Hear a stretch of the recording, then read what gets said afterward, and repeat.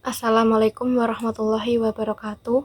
Yang terhormat kepada Ibu Feni Widianti MPD selaku dosen pengampu mata kuliah Kapita Selekta. Sebelumnya, perkenalkan nama saya Nabila Wulansari dengan NIM 23060210038 kelas Statis IPA 6A. Di sini saya akan mempresentasikan materi sistem ekskresi manusia. Pada pembahasan kali ini, saya akan membahas pengertian organ-organ sistem ekskresi, gangguan pada sistem ekskresi, dan juga miskonsepsi. Yang pertama yaitu pengertian dari ekskresi.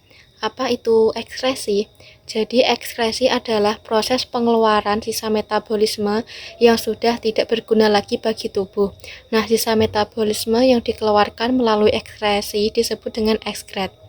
Nah, sistem ekskresi juga dapat dijelaskan bahwa kemampuan untuk menjaga keseimbangan tubuh dengan cara membuang bahan-bahan sisa metabolisme yang dikeluarkan oleh sel. Nah, selanjutnya adalah organ-organ ekskresi. Jadi ada 4 organ sistem ekskresi. Yang pertama yaitu ada ginjal, yang kedua kulit, yang ketiga ada hati, yang terakhir adalah paru-paru. Yang pertama yaitu ginjal. Apa itu ginjal? Nah, jadi ginjal merupakan alat ekskresi yang utama. Nah, ginjal ini merupakan organ ekskresi yang memiliki peran sangat penting karena membuang sisa metabolisme dalam jumlah besar melalui urin. Nah, proses dalam ginjal ini ada 3 tahap. Yang pertama yaitu tahap filtrasi, yang kedua tahap reabsorpsi, yang terakhir adalah tahap augmentasi atau pengumpulan. Nah, yang pertama yaitu tahap filtrasi. Jadi pada tahap filtrasi ini, ginjal menyaring cairan dalam darah sebelum akhirnya kembali ke jantung dan paru-paru. Nah, pada tahap reabsorpsi, yaitu yang terjadi pada bagian ginjal yang bernama tubulus contortus proximal. Nah, tubulus contortus proximal ini menyerap kembali zat-zat yang masih dibutuhkan oleh tubuh. Yang terakhir adalah tahap augmentasi atau pengumpulan. Nah, ini terjadi pengumpulan cairan yang telah dilakukan dalam tahapan-tahapan sebelumnya. Nah, hal ini merupakan tahapan yang terakhir dan terjadi di bagian tubulus contortus distal. Selanjutnya, integrasi Al-Quran pada materi ginjal ini yaitu tercantum dalam surat Al-Infitor ayat 6-8 yang menjelaskan bahwa ya ayyuhal insanu ma ghuraka birabbikal karim allazi khalaqaka fasawwaka fa'adalaka fi ayyi surati masya'arokabak, yang artinya, hai manusia, apakah yang telah memberdayakan kamu atau berbuat durhaka terhadap Tuhanmu yang maha pemurah. Yang ayat ke-7 yang artinya yang telah menciptakan kamu lalu menyempurnakan kejadianmu dan menjadikan susunan tubuhmu seimbang. Dan pada ayat ke-8 yaitu mengartikan dalam bentuk apa saja yang dia kehendaki dia menyusun tubuhmu. Nah, jadi dari masing-masing ginjal dikeluarkan zat sisa penyaringan darah berupa urin atau air seni yang dialirkan melalui ureter menuju ke kandung kemih. Kemudian melalui uretra dikeluarkan dari tubuh. Nah, selanjutnya sistem ekskresi yang kedua yaitu ada kulit. Apa itu kulit? Jadi kulit ini merupakan organ ekskresi yang mengeluarkan bahan yang hampir sama dengan ginjal, yaitu sampah nitrogen berupa urea dalam bentuk keringat. Nah, kulit ini berfungsi untuk melindungi jaringan di bawahnya dari kerusakan-kerusakan fisik karena gesekan, penyinaran, kuman-kuman, dan zat kimia. Selain itu, kulit juga berfungsi untuk mengurangi kehilangan air, mengatur suhu tubuh, menerima rangsangan dari luar, dan sebagai organ ekskresi. Nah, berhubungan dengan kulit, ada salah satu ayat dalam Al-Quran yang menarik perhatian, yaitu pada Quran surat An-Nisa ayat 56. Nah, ayat ini berbunyi, innallazina kafaru ayatina saufa nuslihim naro kullama nadijah juluduhum yazalnahum juludan ghaira liyadzuqul azab. Innallaha kana azizan hakim. Nah, yang artinya sesungguhnya orang-orang yang kafir kepada ayat-ayat kami kelak akan kami masukkan mereka ke dalam neraka setiap kali kulit mereka hangus. Nah, kami ganti kulit mereka dengan kulit yang lain supaya mereka merasakan azab. Sesungguhnya Allah Maha Perkasa lagi Maha Bijaksana. Nah, Allah Subhanahu wa taala menciptakan kulit dengan struktur dan sistem yang luar biasa. Nah, selanjutnya sistem ekskresi yang ketiga yaitu ada paru-paru. Apa itu paru-paru? Jadi paru-paru ini merupakan organ ekskresi yang mengeluarkan sisa metabolisme berupa karbon dioksida atau CO2 dan uap air atau H2O. Nah, manusia dan beberapa makhluk lainnya ini menggunakan paru-paru sebagai alat pernapasan. Nah, paru-paru ini melakukan proses pengambilan oksigen dari udara luar melalui rongga hidung. Nah, kapasitas oksigen yang dibutuhkan oleh paru-paru seseorang tergantung pada berbagai hal seperti jenis pekerjaan dan ukuran tubuh. Nah, karbon dioksida atau CO2 dan uap air H2O sebagai sisa metabolisme akan menjadikan zat sampah atau racun bagi tubuh. Nah, oleh sebab itu harus diekskresikan ke luar tubuh kembali melalui hidung. Nah, itulah sebabnya selain sebagai alat pernapasan, paru-paru juga berfungsi sebagai alat ekskresi bagi tubuh manusia. Nah, pada materi sistem ekskresi paru-paru ini tercantum dalam Quran surat Hud ayat 11 yang berbunyi fa'amal lazina syaqu fa fi annari lahum fiha zafiro wa syahiq, yang artinya adapun orang-orang yang celaka maka atau tempatnya di dalam neraka, di dalamnya mereka mengeluarkan dan menarik nafas dengan merintih. Jadi paru-paru pada manusia terletak dalam mediastinum atau rongga dada yang dilindungi oleh tulang selangka. Selain itu juga tercantum dalam Quran surat Ibrahim ayat 34 yang berbunyi wa atadakum man quli ma sya'atumu wa in ta'udu nikmatallahi la tuhsuha innal insana lazalumi kafar, yang artinya dan dia telah memberikan kepadamu keperluanmu dan segala apa yang kamu mohonkan kepadanya, dan jika kamu menghitung nikmat Allah, tidaklah dapat kamu menghinggakannya. Sesungguhnya manusia itu sangat zalim dan sangat mengingkari nikmat Allah. Nah, hal ini juga yang menjelaskan bernapas dapat dilakukan dengan dua proses pernapasan, seperti pernapasan perut dan pernapasan dada. Selain itu juga ada fase-fase bernapas seperti fase ekspirasi dan fase inspirasi. Apa itu fase inspirasi? Jadi fase inspirasi dalam bernapas ini merupakan proses oksigen untuk masuk ke dalam tubuh, sedangkan fase ekspirasi ini bernafas proses karbon dioksida untuk keluar dari tubuh. Nah, masuknya oksigen ke dalam tubuh ini dinamakan dengan inspirasi, sedangkan keluarnya karbon dioksida dari dalam tubuh ini dinamakan dengan ekspirasi.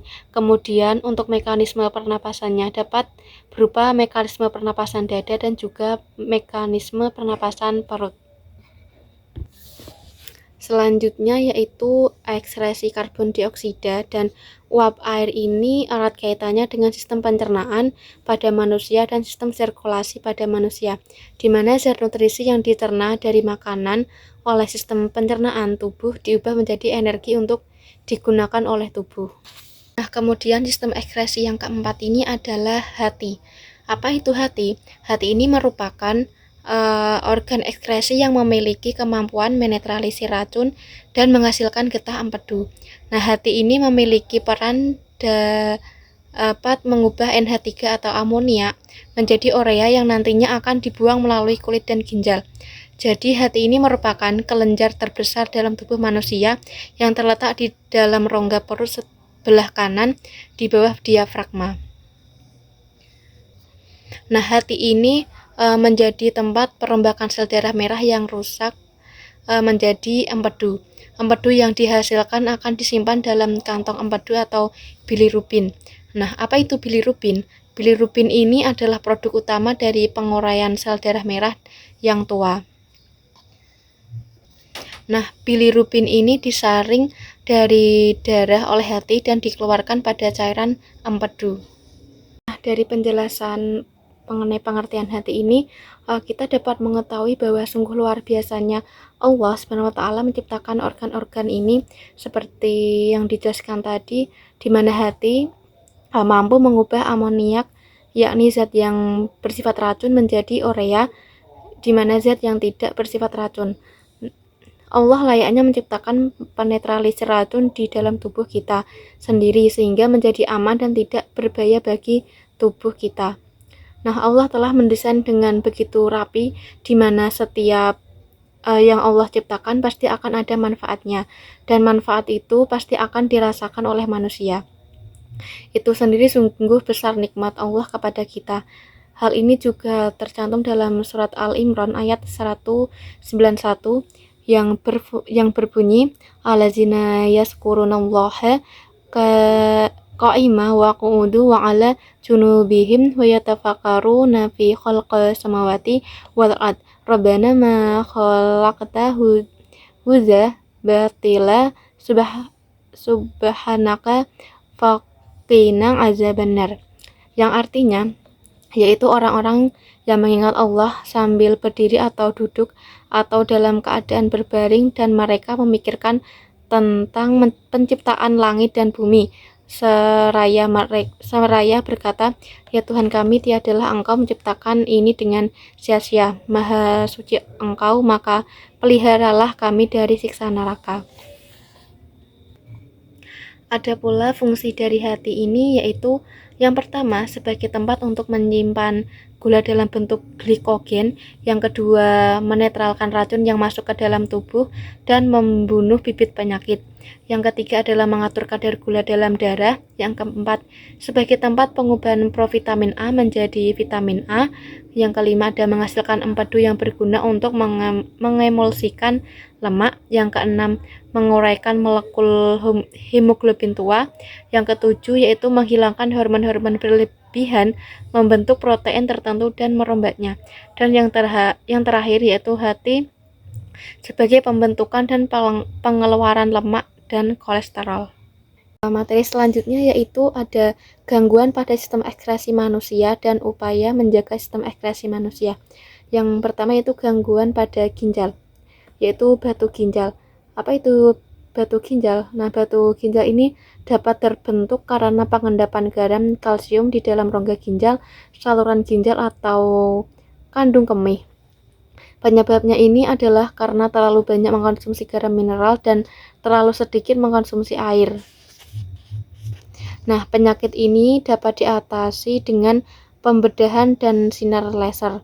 Nah, tujuannya yaitu untuk memecahkan endapan garam kalsium tersebut. Upaya pencegahan ini dapat dilakukan dengan meminum air putih. Yang kedua yaitu ada albuminuria. Nah, albuminuria ini merupakan penyakit yang terjadi akibat kerusakan pada glomerulus yang berperan dalam proses filtrasi, sehingga pada urin ditemukan adanya protein. Nah, albumira ini dapat terjadi akibat kekurangan asupan air ke dalam tubuh, sehingga memperberat kerja ginjal. Nah, mengkonsumsi terlalu banyak protein, kalsium, dan vitamin C juga dapat membuat glomerulus harus bekerja lebih keras lagi. Nah, upaya untuk mencegah albuminuria ini adalah dengan mengatur jumlah garam dan protein yang dikonsumsi, serta pola hidup sehat untuk mengatur keseimbangan gizi. Yang ketiga ada hematuria. Hematuria ini adalah penyakit yang ditandai dengan adanya sel darah merah pada urin. Hal ini disebabkan adanya penyakit pada saluran kemih akibat gesekan dengan batu ginjal. Nah, untuk mencegah penyakit ini itu dilakukan dengan segera membuang air kecil pada saat kandung kemih terasa penuh dengan urin.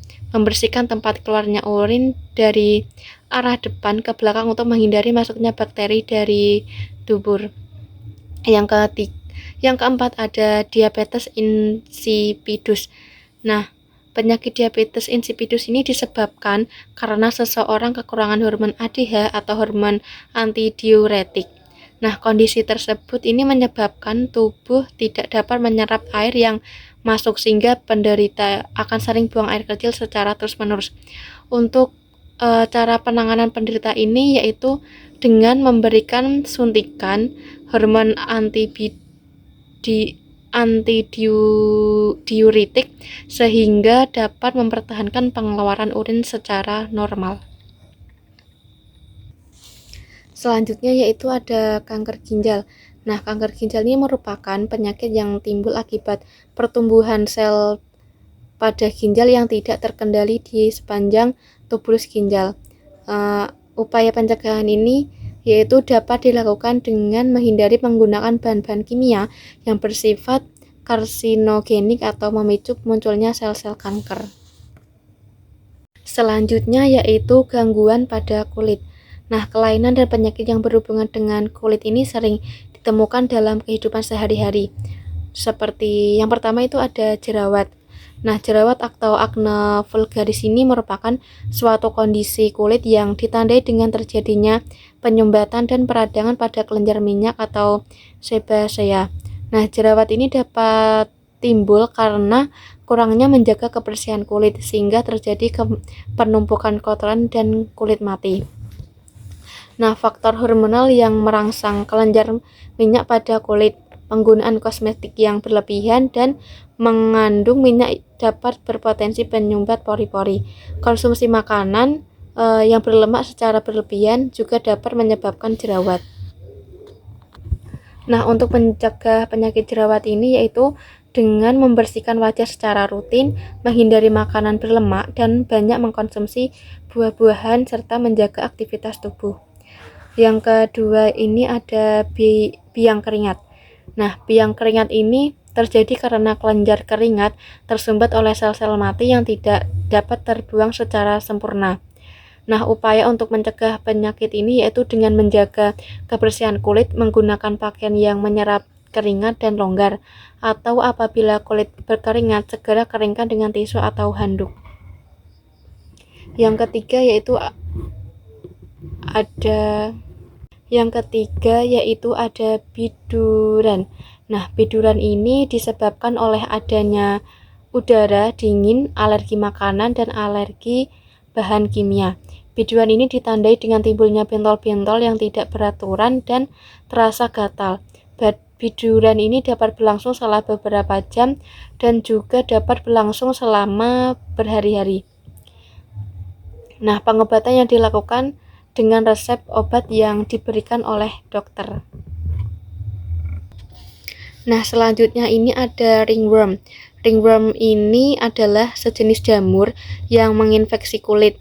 Infeksi ini ditandai dengan timbulnya bercak lingkaran di kulit. Nah, pencegahan penyakit ini dilakukan dengan menjaga agar kulit tetap kering dan tidak lembab. Yang selanjutnya yaitu ada psoriasis. Nah, gejala yang ditimbulkan oleh psoriasis ini adalah kulit kemerahan yang terjadi pada kulit kepala, sikut, punggung, dan lutut. Penyebabnya ini pasti belum dapat ditentukan, akan tetapi hasil dari banyak penelitian menunjukkan bahwa psoriasis ini disebabkan oleh adanya gangguan pada sistem kekebalan tubuh.